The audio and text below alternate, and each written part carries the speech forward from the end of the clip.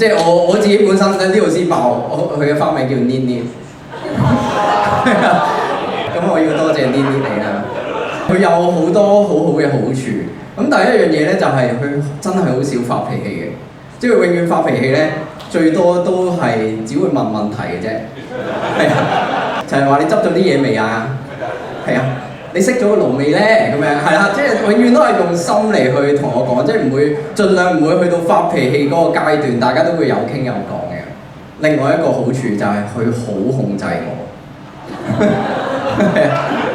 我好記得喺2021年咧，我第一次做一個 theatre 嘅 one man show。咁我其實咧，我呢啲冇名冇姓唔出名嘅人咧，只不過普普通通嘅平民棟篤笑咧。咁所以所有成個 show 咧，都係我一手一腳要安排要做嘅。咁我最記得咧，喺做 show 之前嗰一日咧，係好大壓力。然之後咧，我係好嬲，而 Anita 咧其實都有少少脾氣。咁但係咧當我哋喺度鬧有少少鬧緊交嘅時候咧，佢突然間遞咗張嘢俾我。原來就係佢為咗我 one man show 特登畫咗幅畫，就係我坐喺度 rehearsal 對住啲公仔，就係佢特登安排咗啲公仔坐喺度，然之後我攞住把梳嚟去 rehearsal 嘅。咁佢就畫咗個公仔俾我。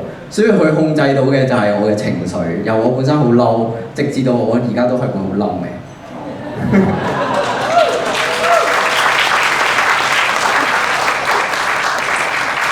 其實咧我覺得咧，真心話咧係真係唔使用稿講，係，我係會記喺心嘅。所以咧，我永遠都係，只要見到你個樣，我已經知道個稿係咩。